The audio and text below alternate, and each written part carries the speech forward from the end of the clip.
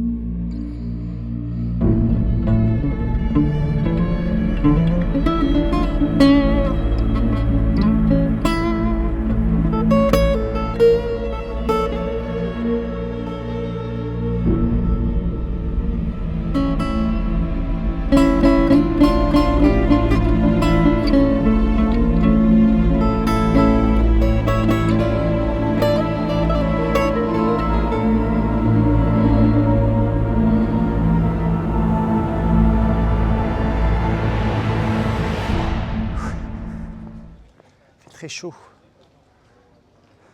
C'est marrant parce que cette visite, ça me rappelle quand j'avais peut-être 24 ans, 26 ans, j'ai fait un stage en Italie après mes études et j'ai vécu à Rome. Et du coup, mes parents ils sont venus me voir et comme j'adorais Rome et l'architecture et l'histoire et l'archéologie, je les ai emmenés, je me rappelle, au Forum Romano. C'est un lieu chargé d'histoire, c'est incroyable pour moi en fait quand j'y suis. Quand j'y étais, j'avais énormément d'émotions juste à regarder les colonnes, les ruines, etc. Et je me rappelle quand j'ai emmené mes parents en pensant qu'ils allaient adorer, ma mère elle regarde et elle dit mais c'est quoi ce truc? Tu m'emmènes à voir un tas de gravats. Un tas de gravats. Bah voilà. Et pourquoi je pense à cette histoire? Bah déjà, ma mère, l'histoire, l'archéologie, c'est pas son truc. Et puis, moi qui adore ça, je trouve ça dommage de payer 10 €. C'est que mon humble avis. 10 € pour visiter les jardins et voir les murs de l'extérieur de Alhambra. Mais bon, je peux dire que j'ai été à Alhambra, j'ai posé mon drapeau, j'ai été ici quoi. C'est fort de le dire.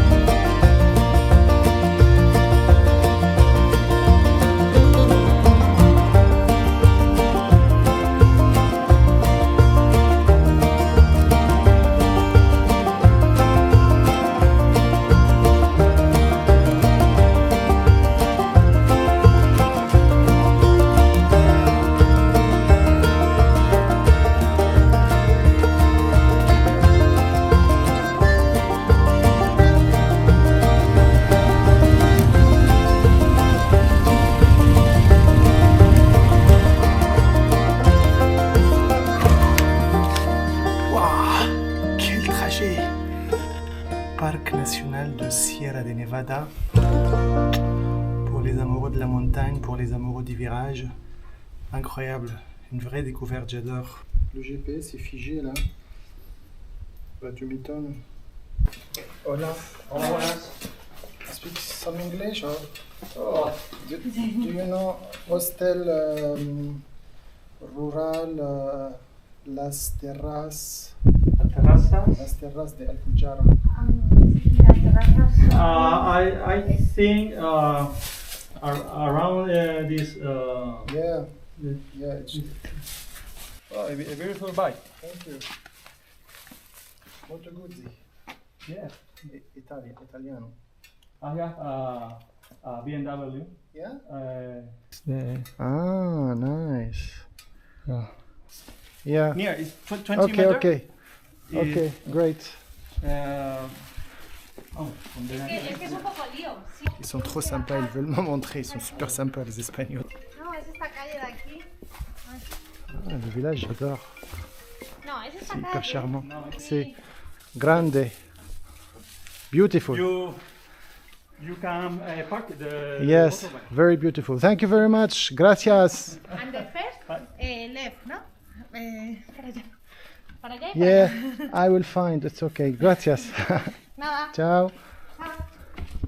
Je pense que ça me va beaucoup mieux, ce type d'endroit calme. Waouh, j'adore. C'est que j'adore aussi Grenade, c'est hyper beau, hein. Mais il y a trop de monde, trop de touristes.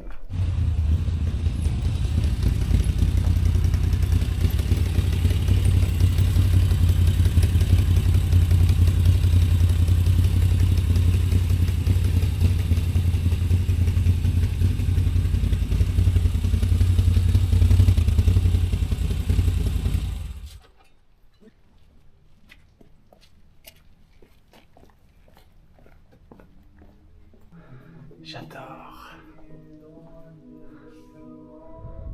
En plus, il y a Léonard Cohen qu'on entend en arrière-plan. Waouh!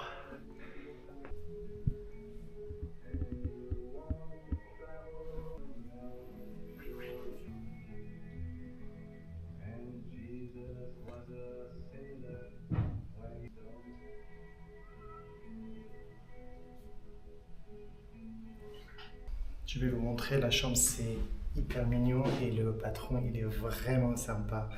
Quand je suis arrivé, je lui ai dit ah, Léonard Cohen, c'est très beau la musique avec cette ambiance à la réception. Tu es très doux comme personne. Il m'a dit tu as réservé une chambre petite, c'est trop petit pour toi. Donc il m'a filé une grande chambre sans payer un supplément. Très sympa, très gentil. Grand lit, j'ai payé donc 30 €. C'est ancien, c'est rustique, c'est très propre. C'est toujours l'essentiel, chers amis. J'adore.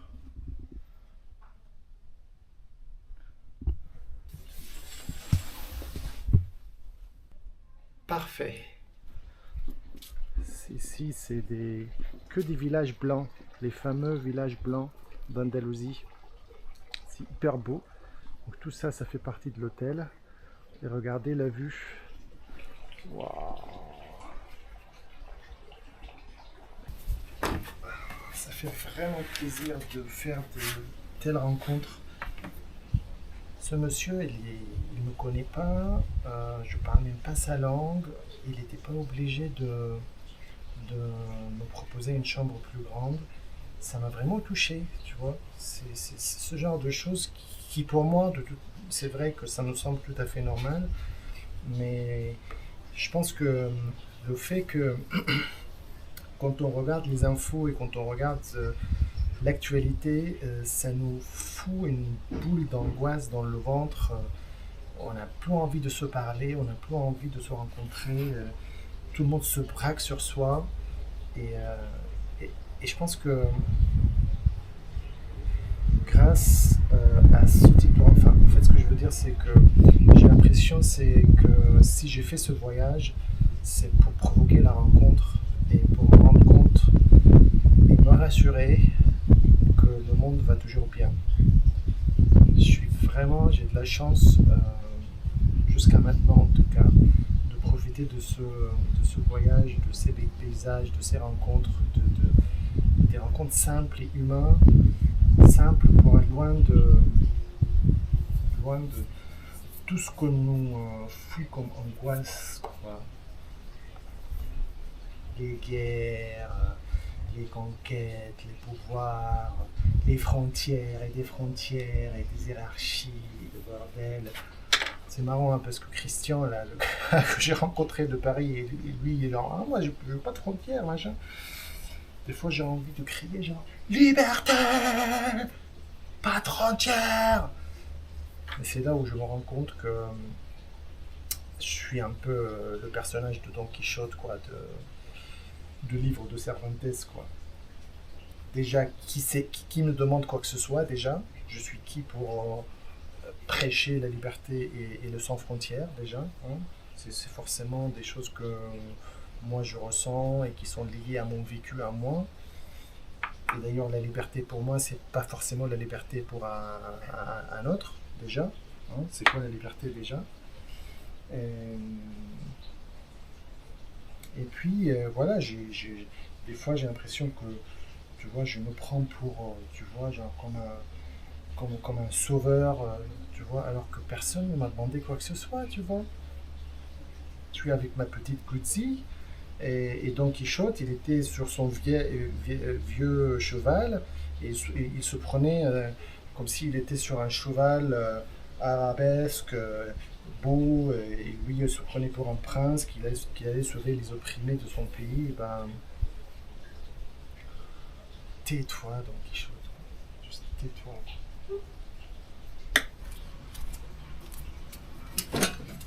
Tout ce que je peux faire, moi, en fait, c'est écrire quelques mots là sur le livre, là, prendre quelques clichés et s'exprimer, quoi, c'est tout. Après, qui va recevoir et comment il va recevoir, c'est plus mon problème. Chers amis, pour parler des choses pratiques d'ailleurs,